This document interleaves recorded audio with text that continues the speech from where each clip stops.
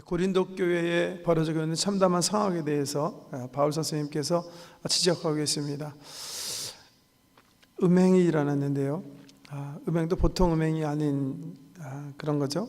보니까 문자 그대로 한 사람이 아버지 아내를 취한 거예요. 아버지 아내. 아마 친모는 아닌 것 같아요. 친모면 어떤 나쁜 놈이 어미와 함께 잠을 자는도다 이렇게 얘기하셨을 텐데, 그 아버지의 아내라고 표현한 거로 봐서 보통 성경 주의하시는 분들이 아마 친모는 아닐 것이고 그 아버지의 두 번째 얻은 아내, 이를테면 이 사람의 어머니는 돌아가셨거나 아니면 가정이 깨어져서 아버지가 두 번째 결혼한 사람, 혹은 또 이 아버지가 믿지 않는 사람의 경우에 첩을 얻어서 사는 경우에, 그런데 아버지가 죽었어요. 근데 이 아들 녀석이 그 첩 혹은 두 번째 된 아내와 함께 사는 거예요. 이런 세상 사람들도 참 너무 부끄러워하는 그런 범죄인데, 교회 내에서 그런 범죄가 있었어요. 근데 바울이 더 통탄해가는 게 있었어요. 그런 일이 일어나고 있는데 교회는 그냥 묵인한 거예요. 그대로 그냥 가만히 있었던 거예요. 그 소식을 바울이 접하고 교회를 꾸짖는 그런 내용이 5장입니다. 바울이 이렇게 얘기하고 있죠. 왜 너희가 그 사람을 그냥 두었느냐. 여기 보면 2절에 너희가 그러하고도 너희가 오히려 교만하여져서 어찌하여 통한이 여기지 아니하고 그 일 행한 자를 너희 중에서 쫓아내지 아니하였느냐. 출교죠, 출교. 왜 이 사람을 교회에서 쫓아내지 않았느냐, 출교시키지 않았느냐, 이렇게 얘기해요. 출교를 그래서 이제 명령하는 거예요. 아마 이 교회 사람들이 아마 예수 그리스도의 용서의 복음과 죄를 용납하고 묵인하는 것을 이렇게 좀 혼돈한 것 같아요. 특별히 아마 바울이 이 5장에서 이런 정말 죄질이 좋지 못한 이런 범죄에 대해서 지적하기 전에 교회 일치에 대해서 얘기한 거를 미뤄봐서 아마 그 교회의 어떤 그 내분이 이 사람과 관계 있을 수도 있겠어요. 어떤 사람들은 예수 그리스도께서 다 용서하고 용납하라고 그랬으니까 이 사람 그냥 받아야 되지 않느냐, 그렇게 얘기하는 사람들이 있었던 것 같아요. 특별히 고린도 전서 1장에서 4장 사이에 보면 바울 선생님께서 고린도 교회를 비난하면서 너희가 스스로 지혜 있다고 생각하는구나, 이 지혜라는 말을 자주 반복해서 사용하시는데, 특별히 좀 고상하다고 스스로 생각하고 고아하게 예수 믿는다고 생각하는 사람 가운데 그냥 용납이 최고다, 그렇게 생각하고 무조건 죄를 묵인하고 넘어가려는 그런 그런 부류가 있었던 것 같아요. 글쎄요, 제가 판단컨대 아마 아볼로파가 그런 사람들이 아니었을까, 그렇게 생각해요. 굉장히 지적인 사람들이 모여서 그냥 용납하는 게 그리스도의 뜻이 아닌가. 죄의 용서와 회개와 묵인과 얼마나 큰 차이가 있는지 잘못 판단하고 그냥 묵인하고 넘어가려고 하는, 그냥 예를 들면 교회 평화를 위해서 그냥 넘어가려고 하는 그런 것이 있었던 것 같아요. 그런 잘못에 대해서 바울이 심하게 꾸중하면서 다시 이 사람을 출교시킬 것을 명령하는 거예요. 그러면서 이 본문에 보면 출교시켜야 하는 이유 두 가지를 확실하게 얘기하세요. 첫 번째, 그 이유가 뭐예요? 그래야 이 사람이 회개할 수 있는 기회를 얻는 거예요. 죄를 지적하지 않으면 이 사람은 어떻게 돼요? 지옥 가는 거예요, 그냥요. 그래서 5절에 이렇게 얘기하세요.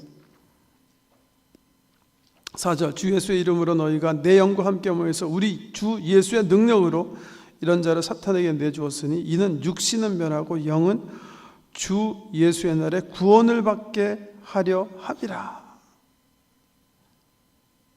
왜? 죄를 지적하지 않으면 이 사람이 죄의 결과가 뭔지 모르고 죄에 먹고 살다가 지옥 가는 거예요. 갈라디아서 보세요. 갈라디아서 5장. 바울 선생님께서 갈라디아서에 보면 이런 죄목, 하나님의 나라를 기업으로 받지 못하는 죄에 대해서 분명히 얘기하세요. 갈라디아서 5장 16절부터 한번 읽어볼게요. 갈라디아서 5장 16절. 내가 이르노니 너희는 성령을 따라 행하라. 그리하면 육체의 욕심을 이루지 아니하리라. 육체의 소욕은 성령을 거스르고 성령은 육체를 거스르나니 이 둘이 서로 대적함으로 너희가 원하는 것을 하지 못하게 하려 함이니라. 너희가 만일 성령의 인도하시는 바가 되면 율법 아래에 있지 아니하리라. 육체의 일은 분명하니 곧 음행과 더러운 것과 호색과 우상숭배와 주술과 원수 맺는 것과 분쟁과 시기와 분냉과 당 짓는 것과 분열함과 이단과 투기와 술 취함과 방탕함과 또 그와 같은 것이라. 전에 너에게 경계함과 같이 경계하노니 이런 일을 하는 자는 하나님의 나라를 유업으로 받지 못할 것이라. 이런 일을 계속하게 되면 이렇게 육체 소욕에 따라서 마귀와 짝하고 범죄하게 되면 이런 사람들은 하나님 나라 유업으로 받지 못한다. 분명히 얘기하신 거예요. 이런 사람들에게 잘못을 지적하지 않게 되면 어떻게 해요? 그럼 이 사람들은 멸망하는 거예요. 멸망. 그래서 이 사람들의 구원 얻게 하기 위해서 징계하라는 거예요. 징계. 두 번째 징계해야 되는 이유, 그 이유는 뭐예요? 교회 성결함을 위해서예요. 교회 성결함이 그 묵인으로 인해서 파괴될까 봐. 6절 이하 이런 말씀은 그 사실은 너희가 자랑하는 것이 옳지 아니하도다. 적은 누룩이 온 덩어리에 퍼지는 것을 알지 못하느냐. 그렇죠? 이스트 밀가루에다 반죽해갖고 조금만 넣으면 잠시 후에 밀가루가 엄청나게 불어나지 않습니까? 작은 것이지만 밀가루에게 엄청난 영향을 미친다는 거예요. 죄가 바로 그렇다는 거예요. 교회가 죄를 묵인하면 그 죄가 공동체를 파괴한다는 거죠. 너희는 누룩 없는 자인데, 무슨 말이죠? 너희가 하나님 은혜 가운데 이미 거룩한 자가 됐어요. 그런데 새 덩어리가 되기 위하여 묵은 누룩을 내버리라. 우리의 유월절 양 곧 그리스도께서 희생되셨느니라. 성결함을 지켜라. 예수 그리스도께서 우리의 그 십자가의 피를 통해서 우리를 거룩하게 하셨으니까 그 거룩함을 지켜야 된다. 그러니까 적은 누룩이 교회의 성결함을 파괴하지 않도록 해라. 여러분, 우리 사도행전에 보면 참 엄청나게 그 끔찍한 사건이 벌어져요. 1장, 2장, 3장 신나게 성령 안에서 막 주님의 명령 붙잡고 온 세계를 향해서 복음을 들고 나가는 공동체에 브레이크가 한번 탁 걸려요. 5장에 가면 무슨 일이 벌어집니까? 바나바가요, 교회에 너무나 경제적으로 교회가 어렵고 고통을 받고 있으니까 자기 밭을 다 팔아가지고 헌납해요. 사도들 발 앞에 둬요. 아마 그것 때문에 바나바가 많이 칭찬을 받은 것 같아요. 그것을 보고 야, 나도 저렇게 한번 멋지게 한번 헌신해 봐야지. 그런 사람이 있었어요. 아나니아와 삽비라예요. 이 사람이 같은 마음으로 헌신하려고 하는데 사탄의 꿰매 빠져요. 그래가지고 야, 이거 다 주면 안 되겠다. 반은 감추고 반만 드리면서 그냥 다 드렸다가 한번 폼을 잡자. 그 교회를 속여요. 어떻게 보면 전 재산의 반을 드린 거 엄청난 헌신 아닙니까? 엄청난 헌신. 그래갖고 성도들이 박수와 갈채와 존경을 보내는데 성경에 보면 베드로가 사도들과 함께 아나니아와 삽비라를 정죄해요. 그래가지고서는 베드로가 그 잘못을 지적할 때 성령께서 역사하셔가지고 아나니아와 삽비라가요, 그 현장에서 죽지 않습니까? 엄청나게 큰 사건이 일어나죠. 왜 성령님께서 또 사도들이 이 죄를 그렇게 심각하게 다뤘을까? 이 순결한 신부된 예수 그리스도의 공동체에 이런 사악한 범죄가 일어나게 되면 그냥 묵인되어지면 이게 누룩같이 우리 공동체를 파괴하기 때문이라는 거예요. 공동체가 한꺼번에 망가지기 때문에 그러는 거예요. 죄가 관용하게 되면 예수 그리스도의 피로 세우신 교회가 망가지게 돼 있어요. 진리와 거룩함을 세상에 드러낼 수가 없기 때문에 성령님께서 아주 그냥 심각하게 그 죄를 다루시잖아요. 왜? 죄는 우리 가운데 용이 되어지면 우리 인생만 파괴하는 게 아니라 우리 주변의 사람까지 파괴시켜버리는 그런 그 능력이 있는 거예요. 사탄의 그 죄의 능력이 있다는 거죠. 그래서 용납하지 말아라. 오직 순전함과 진실함으로 살자. 그렇게 얘기하고 계세요. 네.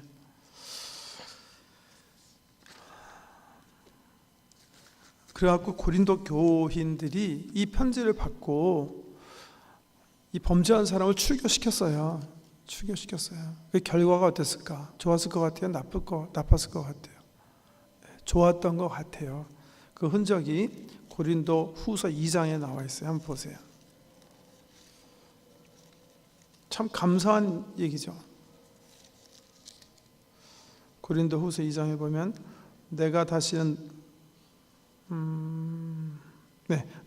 너에게 근심 5절부터 보죠. 5절. 2장 5절. 고린도 후서 2장 5절. 근심하게 한 자가 있었을지라도 나를 근심하게 한 것이 아니요 어느 정도 너희 모두를 근심하게 한 것이니 어느 정도라 하면 내가 너무 지나치게 말하지 아니하려 함이라. 이러한 사람은 많은 사람에게서 벌 받는 것이 마땅하도다. 그런즉 너희는 차라리 그를 용서하고 위로할 것이니 그가 너무 많은 근심에 잠길까 두려워하노라. 그러므로 너희를 권하노니 사랑을 그들에게 나타내라. 너희가 범사에 순종하는지 그 증거를 알고자 하여 내가 이것을 너희에게 썼노라. 너희가 무슨 일에든지 누구를 용서하면 나도 그리하고 내가 만일 용서한 일이 있으면 용서한 것을 너희를 위하여 그리스도 앞에서 한 것이니 이는 우리로 사탄에게 속지 않게 하려 함이라. 우리는 그 계책을 알지 못하는 바가 아니로라. 여러 가지 복잡한 말을 지금 읽어드린 말씀 속에 많이 했는데 요점은 7절이에요. 잘못을 지적받은 사람들이 지금 깊이 뉘우치고 있어요. 그러니까 바울이 권면하는 거예요. 교회로 됐다. 충분하게 반성하고 뉘우치고 회개하고 있으니까 그들의 마음이 더 상심되지 않게 이제는 그들을 받아들여라. 그냥 용납해라 하고 이제 후서에서 이제 권면하시는 거예요. 이 실질적인 어떤 교제 단절 그런 그 출교가 이 사람에게 양약이 된 것 같아요. 구태여 이제 고린도 후서 2장 요 말씀이 딱 이 사람에게만 한정됐다 그렇게 볼 수는 없지만 보통 학자들은 이 지금 출교 가운데 있는 사람들이 이 관계된 사람들이 아니었을까 그렇게 추측해서 이 고린도 후서 2장 5절 이하의 말씀을 가지고 성공적인 그런 그 징계였다 그렇게 살핍니다. 자, 이 말씀 하신 다음에 9절 이하에 보면 바울이 혹시 이 말이 오해될까봐 한마디 또 덧붙여서 하시는 말씀이 있으세요. 오해 소지가 있을까봐. 9절 보세요. 내가 너에게 쓴 편지에 이 편지 말고 이 전에 이미 쓴 편지가 있어요. 다른 또 편지가 있어요. 내가 너에게 쓴 편지에 음행하는 자들을 사귀지 말라 하였거니와 이 말은 이 세상에 음행하는 자들이나 탐하는 자들이나 속여 빼앗는 자들이나 우상 숭배하는 자들을 도무지 사귀지 말라 하는 것이 아니니 만일 그리하려면 너희가 세상 밖으로 나가야 할 것이니라. 그러니까 출교시켜라. 이 사람들 교회 교인의 자격을 예배드리지 못하게 교회 밖으로 내쫓아라. 성찬 받지 못하게 내쫓아라. 그러면 교회가 순결하기 때문에 그러면 이제 교회는 이런 거 하는 사람 모든 사람과 사귐이 없어야 되는가? 그렇지 않다는 거죠. 뭐라 그랬어요? 세상 사람들이 세상에서 범죄하는 사람들과 어떻게 교제하라는 거예요. 왜? 이들 전도하기 위해서. 보세요. 목적은 하나예요. 출교는 왜 시킵니까? 왜 징계를 합니까? 왜 권징을 합니까? 왜 권면합니까? 이 사람 살리기 위해서 그러는 거예요. 죽이기 위해서 그러는 거 아니에요. 미워가지고 판단해가지고 내쫓기 위해서.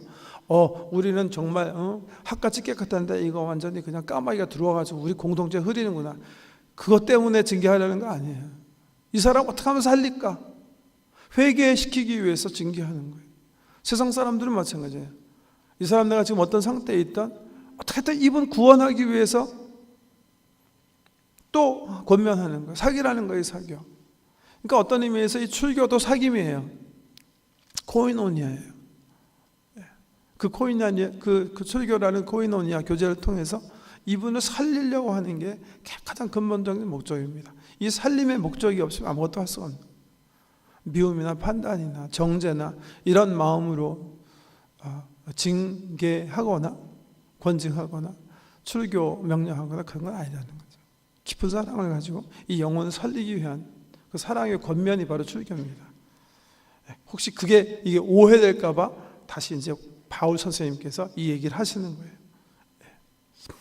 모든 사람들은 사랑으로 품고 그리스도가 이들을 품 것처럼 교회는 모든 이 죄인들과 함께 어떤 사람이 들어오든지 그분들로 하여금 구원의 은총을 얻을 수 있도록 함께 교제하고 함께 기도하는 게 교회의 본연이다 하는 말씀을 해주시는 겁니다. 우리 예수님께서도 고린도의 전서에서 우리 이 바울 선생님께서만 이 권증에 대해서 얘기하시는 건 아니죠. 우리 예수님께서 하신 말씀이 계세요. 한번 마태복음 보세요. 똑같은 형식으로 사실은 주님께서 말씀하셨다, 저 그렇게 생각하는데요. 마태복음 18장 보면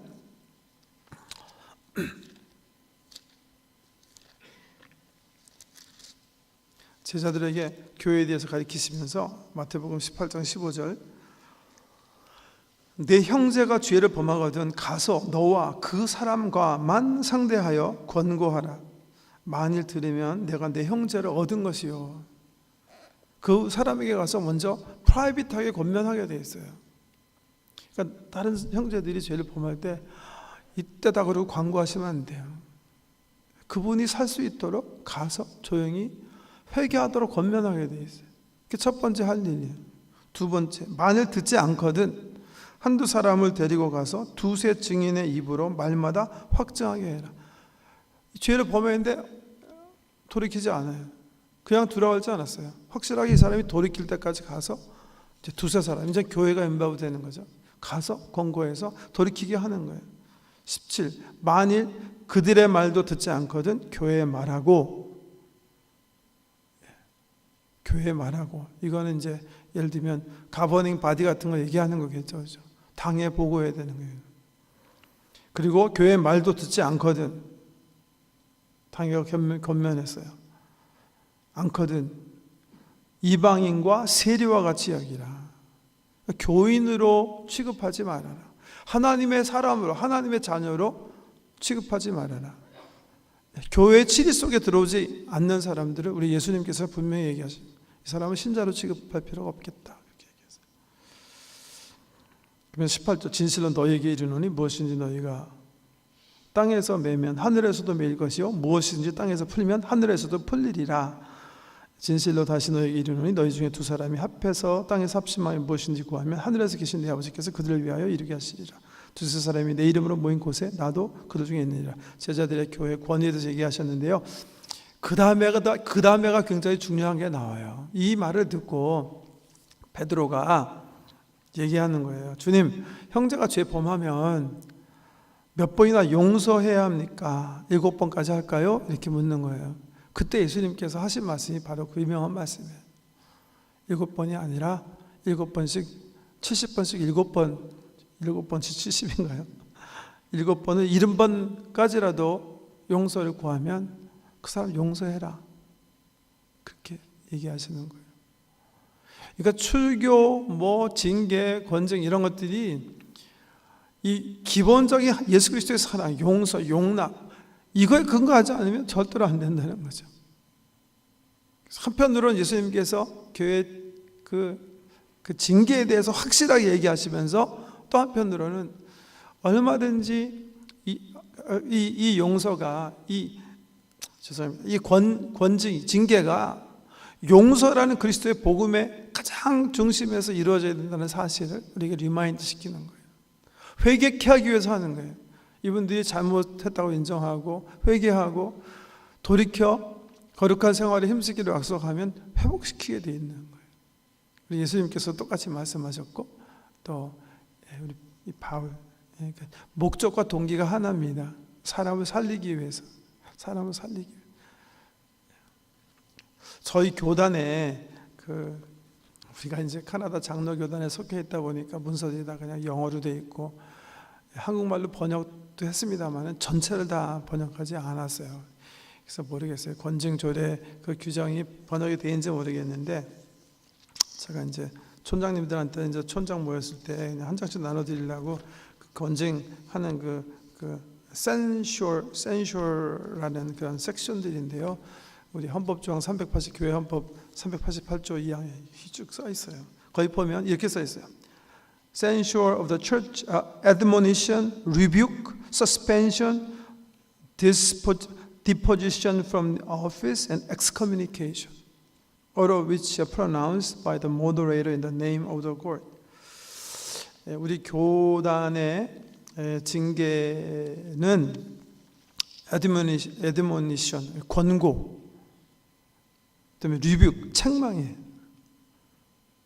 suspension, 교인으로서의 권리의 정지, 그 다음에 deposition from office, 그분들이 교회의 재직이거나 목사거나 뭐 장로거나 하면 재직으로부터의 파직, 그 다음에 5번째가 출교, excommunication, 이렇게 5가지 단계로 되어 있어요. 아까 우리 예수님께서 말씀하신 마태복음 18장 말씀, 또 바울 선생님께서 우리에게 일러주신 말씀, 또 디모데 통해서 바울이 디모데 목사님에게 보낸 그런 서신에서 주신 말씀을 근거로 이렇게 5가지 단계로 하게 되어 있어요. 맨 처음에 죄를 범한 사람이 있으면 프라이빗하게, 코트가 인바브 되지 않고 교회가 인바브 되지 않고 애드모니션, 권고하게 되어 있어요. 그분이 죄를 뉘우치고 내가 정말 죄인정, 내가 정말 잘못했고 내가 올바로 살겠습니다 결단하면 그 형제를 용서해 주게 돼 있어요. 그게 애드모니션. 그래서 여기 우리 헌법에 보면 애드모니션은, 이 권고는 교회 코트가 인바브 되지 않는다. 주디시얼 액션이 아닙니다. 그러니까 법적 절차가 아닙니다. 교회 법적 절차는 아니다. 이렇게 권고하고 있고요. 그 죄질이 심했을 때는 이제 리뷰크하게 돼 있어요. 책망, 범죄에 대한 확실한 고백이 있은 다음에 이 범죄는 공적으로 다뤄야 될 필요가 있다. 그렇게 생각할 때는 이제 교회의 공의회가 인바브 되게 돼 있어요. 예를 들면 당회, 혹은 노회, 혹은 총회가 인바브 되게 돼 있어요. 그래서 공적으로 이 사람을 꾸짖을 수가 있어요.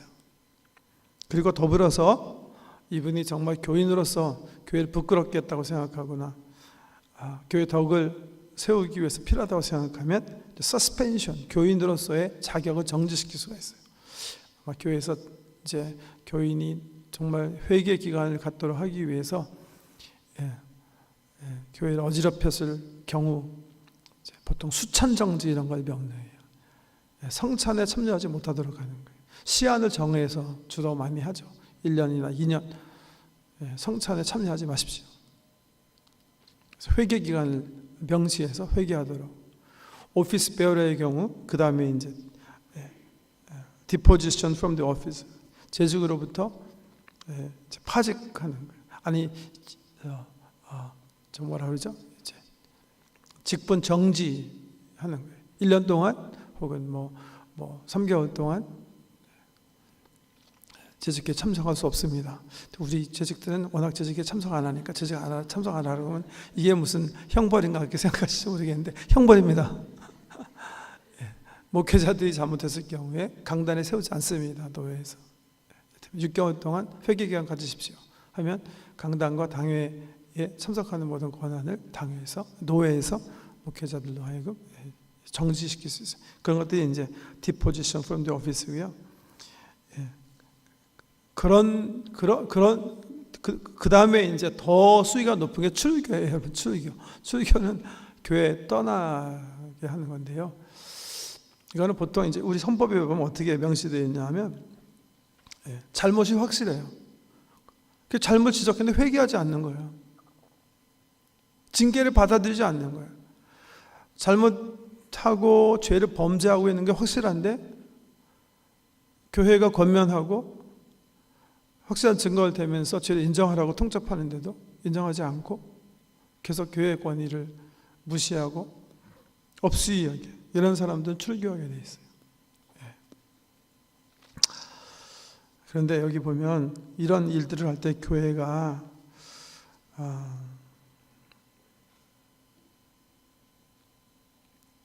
그 썰리미티, 단호함은 아니고 뭐라고 표현해야 될까요? 정결한 마음과 온유함과 사랑과 부드러움을 가지고 권고와 책망과 정지와 파직과 출교를 결정해야 된다. 이렇게 시행해야 된다. 이렇게 얘기하고 있어요. 저는 첫째 이걸 오늘 이렇게 공부하면서, 첫째는 제가 우리 보라는 교회 담임 목사로 섬긴 게 이제 만 17년이 다 돼가네요. 17년 동안 우리 성도분들이 많이 부도덕적으로 살지 않는 게 일단은 감사해요. 이게 뭐 그리스도의 신부의 관점에서 보면 우리가 다 범죄한 사람들이겠지만, 제가 우리 후배 목사님들과 이렇게 교회 목회자로 겪는 어떤 어려움에 대해서 이렇게 나눌 때 보면, 그래도 우리 교회 제가 생각하기에는 그냥 부도덕하고 이런 일들이 정말 다른 교회에 비해서 적은 것 같아요. 저는 그게 정말 감사해요. 그렇다고 우리가 무슨 온전하게 살았다는 거 아니에요. 너무 좋아하지 마시고요. 큰 대형 사고를 안 쳐서 감사하다는 거고요. 저는 그렇게 생각해요. 그게 정말 첫째는 하나님의 은혜고요. 저는 우리 교회가 소그룹 날개들을 통해서 받은 은혜다, 그렇게 생각해요. 예. 우리 성도들이 모여서 진실한 마음으로 말씀의 떡을 나누고 그 속에서 나도 모르게 치유받고 변화받는 은혜가 너무 크다, 저는 그렇게 생각해요. 또 소그룹 우리 팀원들이 함께 모여서 함께 사역하면서 나도 모르게 서로 격려받고 서로 위로받으면서 여러 가지 다가오는 시험들을 함께 이기고 있다, 저는 그렇게 생각합니다. 그래서 몇 주 전 주일 설교를 통해서 말씀드렸지만,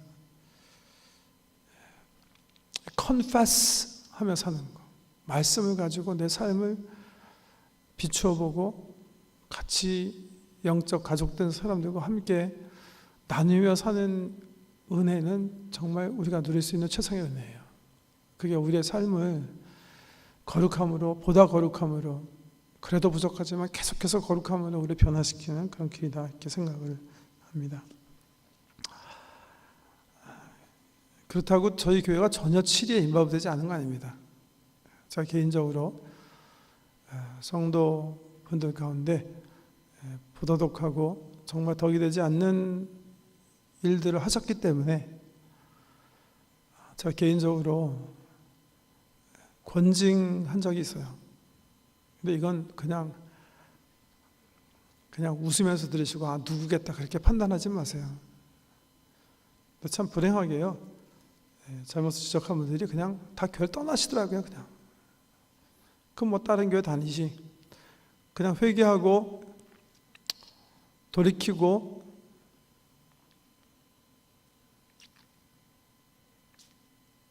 겸손하게 그 권징을 받아들이면 참 좋겠는데 그러지 않은 것 같아요. 저는 그런 생각을 해봤어요. 오늘 성경 말씀 보면서 고린도 교회 교인들은 회개할 수밖에 없었을 것이다. 왜? 교회가 없으니까. 다른 교회 못 가잖아요. 출교하면 그냥 딴 나라로 가든지 둘 중에 하나지, 무슨 오케이, 그러면 나는 그러면 옆 교회 간다, 그러지 못하니까 그 옵션이 없었을 것이다. 예. 요즘은 한 교회에서 권징을 하더라도 다른 교회 그 권징에 대해서 내용을 발표하거나 하지 않고 하기 때문에 난 옆 교회로 간다 그러니까 실질적인 어떤 질서 있는 그 권징이나 징계가 잘 이루어지지 않는 것 같다, 그런 생각을 해보고요.